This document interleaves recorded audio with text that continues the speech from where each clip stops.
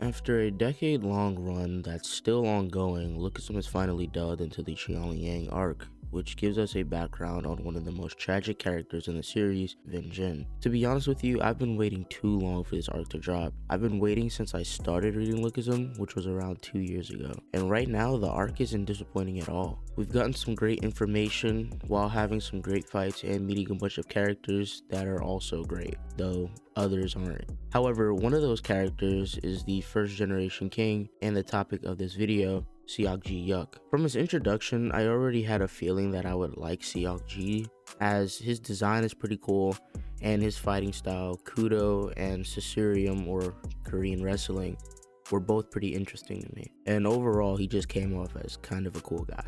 Seeing him and his students have their bond, it's just kind of a warm feeling that's been missing from Lookism recently. However, in typical Lookism fashion, we already know that this will soon become a tragedy in the chapters to come, and I'm sure of it. This is given credence due to the fact that Seokji has been killed, but anyway, I suppose we can finally get into the main topic of the video, that being how strong is Seokji exactly. Before we get into that, I'd like to ask if you could subscribe and like the video, as it really helps out the channel, and feel free to join the Generation 3 Discord server run by my friends Kaiseni and VMat. The links will be in the description. So first things first, we should establish Seokji as being sensibly above the current / prime forms of Vin Jin and Taejin Cheon. This should be a reasonable assumption, as we know within Lookism the teacher is generally stronger than the student. Gun and Daniel, Zach and Gongseok, and Hudson and Taesu. And this is important because Taejin goes blow for blow with Tom Lee. Granted, he was holding back, but still trying to actively kill Taejin. We already know Tom can output immense amounts of power even while holding back, and Taejin is capable of matching this. Seokji obviously would scale above this version of Taejin. Along with that, he's shown the ability to shrug off attacks from the Yakshas,